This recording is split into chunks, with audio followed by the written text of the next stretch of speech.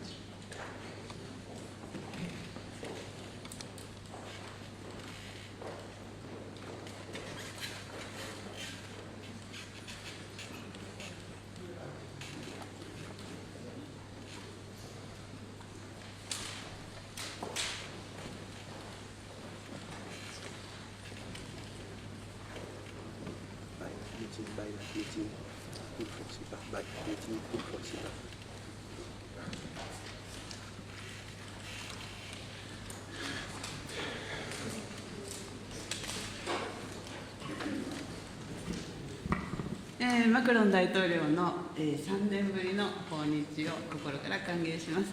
昨年11月の G20 で南アフリカでアメリカからの再会、とっても嬉しく思っております。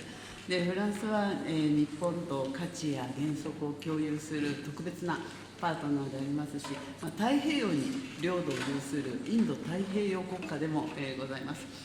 欧州大西洋とインド太平洋の安全保障は密接に関連しています。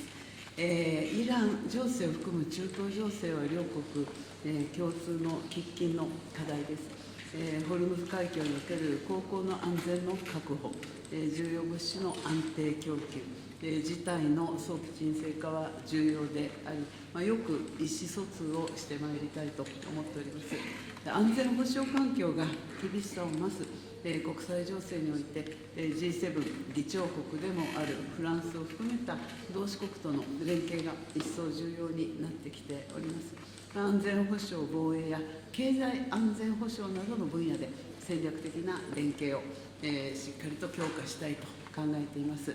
そして2028年には、日仏外交関係樹立170周年、を迎えます。これを見据えて、本日は、エマニュエルとの間で、日仏関係のさらなる発展に向けて、さまざまな分野での両国の連携を確認して、国際社会の諸課題について率直に議論をしたいと思います。以上、冒頭のご挨拶です。Thank you.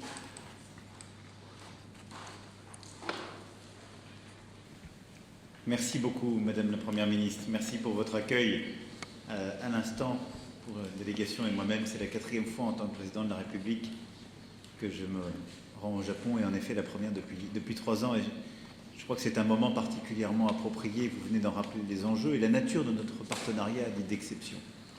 Et il nous lie à la fois par la géographie. La France, à travers ses territoires ultramarins, sa présence militaire est présente dans l'Indo-Pacifique.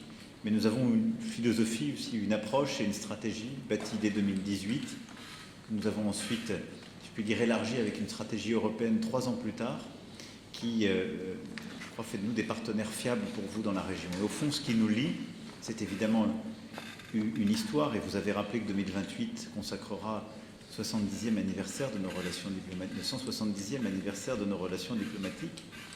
Mais au-delà de cette histoire, des liens déjà économiques, technologiques, scientifiques, culturels qu'il y a entre nous, c'est dans ce monde perturbé, nous partageons les mêmes valeurs de liberté, de démocratie, de droits de l'homme, d'un ordre international fondé sur le droit et le multilatéralisme.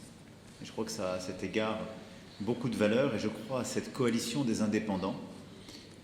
Le Japon et la France peuvent en être l'axe, avec quelques autres, et l'Europe et le CPTPP, à coup sûr, des partenaires qui ont vocation à faire bien davantage ensemble. Et je suis très heureux que nous ayons l'occasion de pouvoir renforcer ce partenariat avec des documents que nous allons signer tout à l'heure, mais qu'il s'agisse de sécurité, de défense, comme vous l'avez très bien dit. Nous pouvons et nous allons faire encore davantage. La sécurité économique est au cœur de notre stratégie, des minerais critiques au nucléaire civil, en passant par le spatial, l'intelligence artificielle, le quantique ou les semi-conducteurs. Nous avons des domaines historiques et des domaines plus récents sur lesquels les coopérations sont déjà fortes et nous voulons et pouvons faire beaucoup plus. Mais je veux ici vous dire que cette relation bilatérale que nous allons renforcer, elle est à l'épreuve des crises. Et je suis sûr que les défis qui sont les nôtres la renforceront encore. L'occasion m'est offerte ici de vous dire la gratitude de la France à l'égard de la position qui est la vôtre depuis le début sur la guerre d'agression lancée par la Russie en Ukraine. Le Japon se tient là, du côté du droit international, aux côtés de ses partenaires européens, ce qui dit beaucoup pour nous et ce qui aussi va nous pousser à continuer de coopérer dans tous les domaines. De la même manière que nous avons eu une coopération étroite depuis le début de la guerre en Iran et des conséquences énergétiques que cette guerre a causées sur nos économies. Merci en tout cas, Madame la Première ministre, de l'accueil et des discussions qui vont s'engager sur la base des documents déjà préparés entre nos ministres, nos entreprises, nos chercheurs et qui vont renforcer ce partenariat déjà d'exception.